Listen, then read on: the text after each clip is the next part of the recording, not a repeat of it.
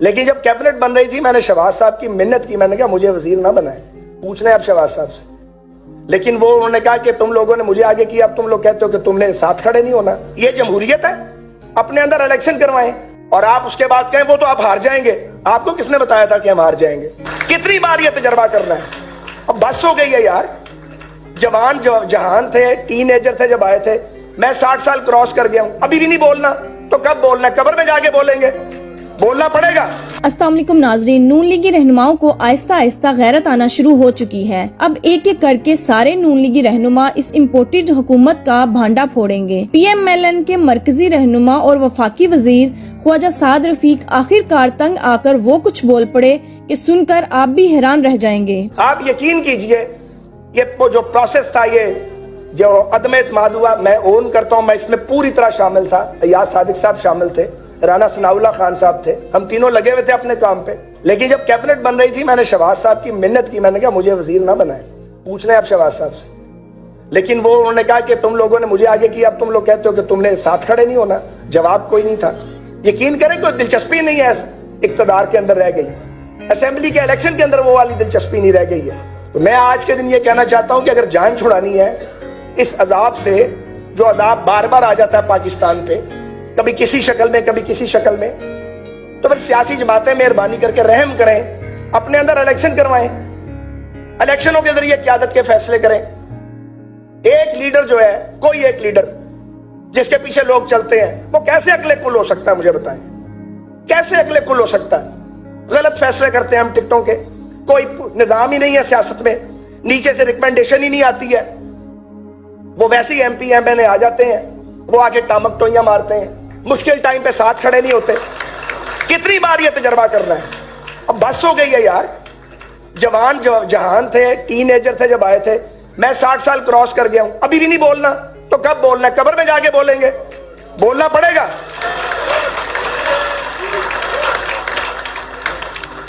آپ یقین کریں, آپ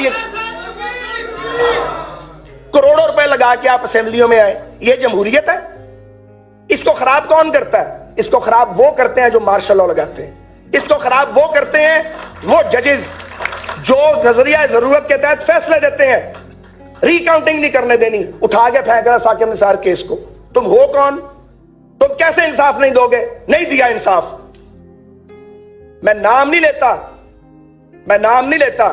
جیلوں میں جب آپ لوگوں کو بلا کے کہتے ہیں کہ وزیر اعلیٰ بن جاؤ اور فارورڈ بلاک بناؤ, شرم آتی ہے؟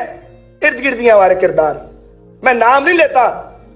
جب آپ کو پوچھیں کہ کہاں سے الیکشن لڑیں گے, آپ کہیں اپنے حلقے سے, اور آپ اس کے بعد کہیں وہ تو آپ ہار جائیں گے. آپ کو کس نے بتایا تھا کہ ہم ہار جائیں گے؟ یہ تو آپ نے کام کیے ہوئے ہیں. پھر کہتے ہیں بولے نہیں لوگ کیوں نہیں بولیں گے؟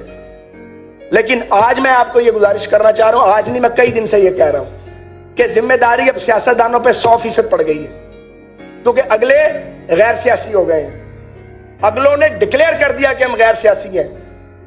تو پھر اب یہ ذمہ داری پولیٹیشینز پہ ہے کہ پاکستان کی سیاسی جماعتوں کو سول سرچنگ کرنی چاہیے سنجیدگی کے ساتھ, میری جماعت سمیت سب کو, کہ ہم کھڑے کہاں ہیں, ہمارا نیریٹو کیا ہے, پاکستان کے مستقبل کو کیسے لے کے جانا ہے. ہر جماعت کو اپنے اندر جمہوری ادارے بنانے چاہیے. ناظرین, خواجہ سعد رفیق نے بہت اہم انکشاف کیا ہے کہ رجیم چینج آپریشن کے بعد میں نے شہباز شریف کو کہا تھا کہ میں وزیر نہیں بنوں گا. پھر شہباز شریف نے مجھے کہا کہ آپ لوگ مجھے آگے لگا کر خود پیچھے ہٹ رہے ہیں, تو پھر مجھے وزارت قبول کرنا پڑی. ناظرین, اکیلے سعد رفیق نہیں بلکہ تھوڑی سی بھی عقل رکھنے والے جو بھی نون لیگی رہنما تھے وہ رجیم چینج آپریشن کے بعد وزارت قبول کرنے کو تیار نہ تھے. ناظرین, اس کی وجہ کیا ہو سکتی ہے کہ وزارت مل رہی ہو اور انسان انکار کر دے؟ اس کا جواب یہ ہے کہ تمام نون لیگی رہنما سمجھ چکے تھے کہ جس طریقے سے پی ڈی ایم نے امریکہ کے اشارے پر رجیم چینج آپریشن کر کے عمران خان کو حکومت سے نکالا ہے, اس سازش کو عوام اچھی طرح سمجھ چکی ہے और अब जो भी इस इम्पोर्टेड हुकूमत का हिस्सा बनेगा उसकी सियासत हमेशा के लिए खत्म हो जाएगी और वो निशाने इबरत बन जाएगा। यही वजह थी कि ये लोग अमेरिका के कहने पर रजीम चेंज ऑपरेशन तो कर चुके थे, लेकिन एक्सपोज होने के बाद कोई भी वजारत कबूल करने को तैयार नहीं था। नाजरीन, ख्वाजा साद रफीक ने ये बात भी बहुत अहम की कि हमारे लीडर एस्टेब्लिशमेंट के इशारों पर चलते हैं और जमहूरियत को नुकसान पहुंचाते हैं। नाजरीन, ख्वाजा साद रफीक को ये बात करने की जरूरत इसलिए महसूस हुई क्योंकि वो जानते हैं कि मियां नवाज शरीफ एस्टेब्लिशमेंट की पैदावार हैं और आज तक उन्होंने एस्टेब्लिशमेंट के बूट पॉलिश करके हुकूमत हासिल की है और अभी तक ये दोनों भाई बूट पॉलिश करने से बाज नहीं आ रहे। इसलिए उन्होंने इशारतन नून लीग को बात समझाने के लिए की है। ख्वाजा साद रफीक की तीसरी बात भी बहुत अहम है कि हमारी पार्टी में दौलतमंदों और बदमाशों को टिकटें दी जाती हैं। ये कोई जमहूरी निजाम नहीं बल्कि जिसकी लाठी उसकी भैंस वाला निजाम चल रहा है। नाजरीन, ये बातें करके ख्वाजा साद रफीक ने अपनी ही पार्टी को मुकम्मल तौर पर एक्सपोज कर दिया है और उन्होंने कहा कि मैं जवानी से लेकर अब तक सियासत में हूँ, अब बूढ़ा हो गया हूँ। अगर मैं अब भी खुलकर बात नहीं करूँगा तो क्या कब्र में जाकर करूँगा। नाजरीन, इसमें आपकी क्या राय है? क्या नून लीग वाले इन बातों को समझकर अपने